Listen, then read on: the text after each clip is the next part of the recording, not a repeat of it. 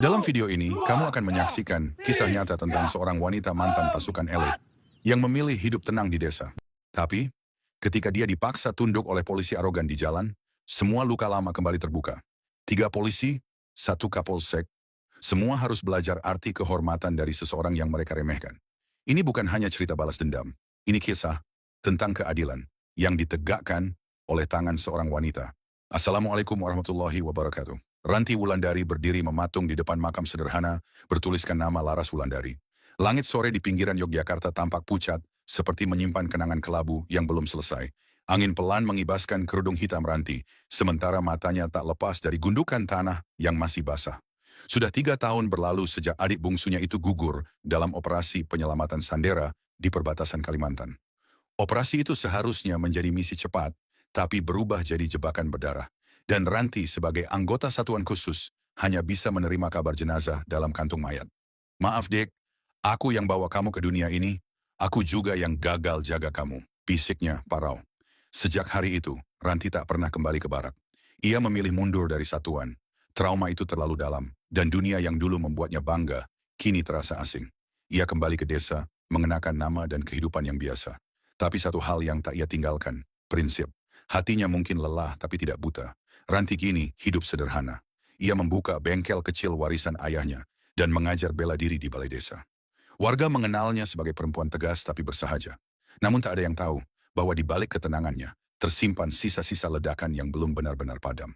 Hari itu ia memutuskan pergi ke kota, menjenguk ibunya yang tinggal di pinggiran Semarang. Ia mengendarai motor tua bebek, mengenakan jaket hitam dan helm standar. Tak ada yang istimewa, tapi perjalanan itu, tanpa ia tahu, akan menguji kembali siapa dirinya sebenarnya. Matahari siang menggantung tanpa belas kasihan. Aspal berkilau seperti bara. Ranti mengatur napas, berkendara pelan di jalanan antar kecamatan yang sepi. Tak ada lalu lintas padat, hanya suara jangkrik dan sesekali motor lewat. Dari kejauhan, 3 pria berseragam polisi lalu lintas berdiri di tengah jalan. Salah satu dari mereka mengangkat tangan, menyuruhnya berhenti. Ranti patuh, menepi perlahan. Ia tak merasa ada yang salah.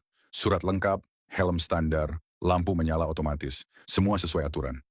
Selamat siang, Bu. Bisa kami lihat surat-suratnya?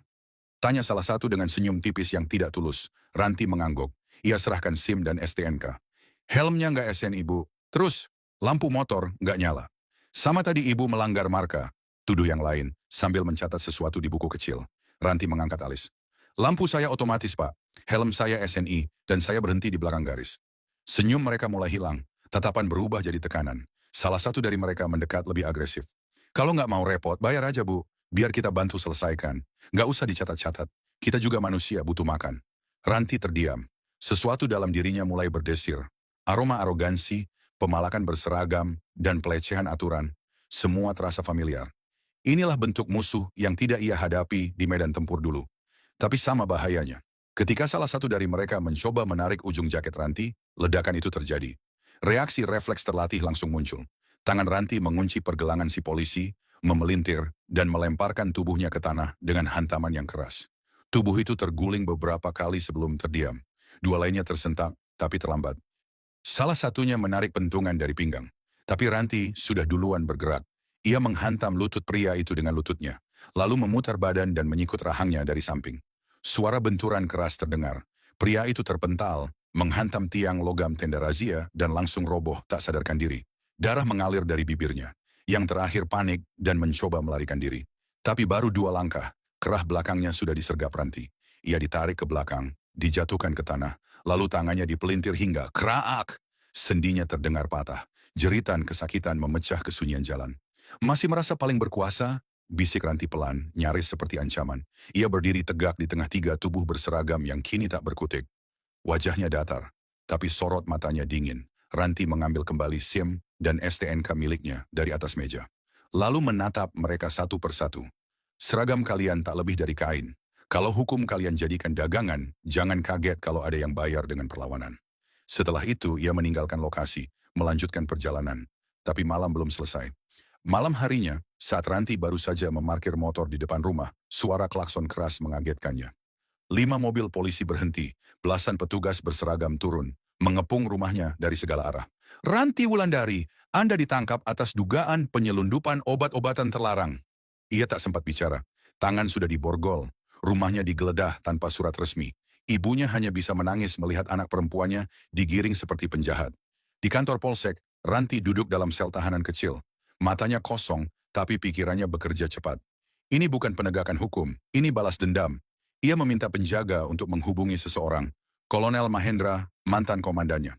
Tak lama, Kolonel Mahendra menelpon Kapolsek langsung. Saya tahu siapa yang baru saja kalian tahan.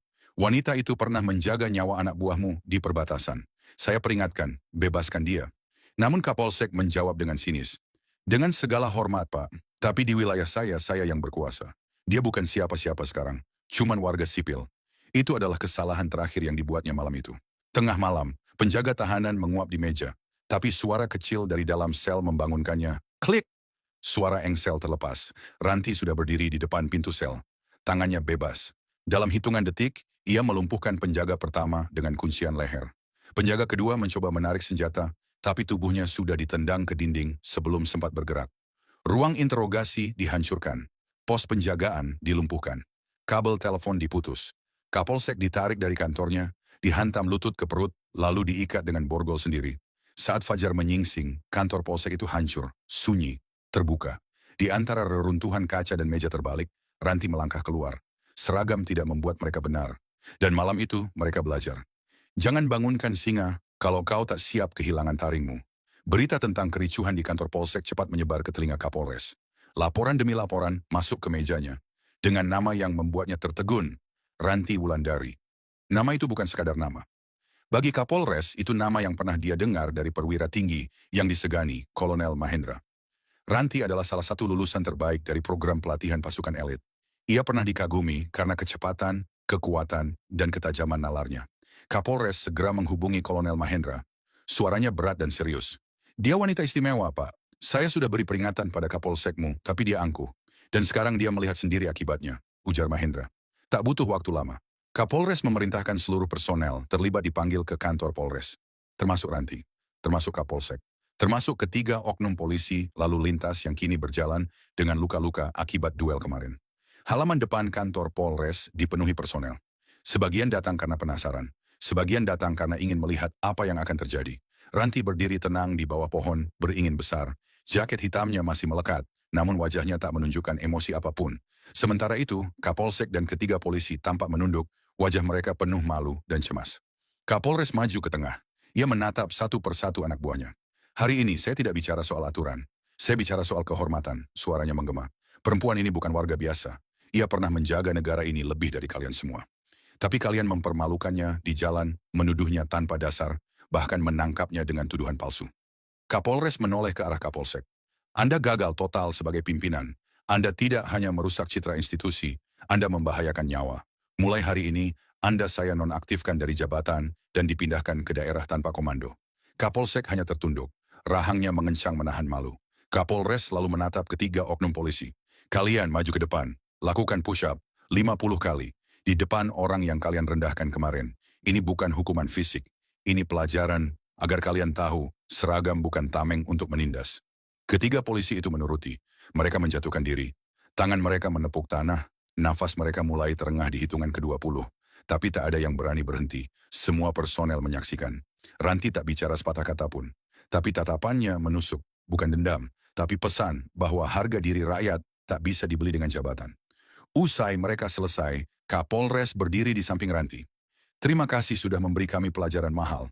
Tak semua warga bisa berdiri tegak saat diperlakukan semena-mena. Tapi Anda melakukannya dengan terhormat. Ranti hanya menatap ke depan, lalu mengangguk. Hari itu keadilan tak turun dari langit. Ia hadir di halaman Polres, melalui seorang wanita bernama Ranti Wulandari.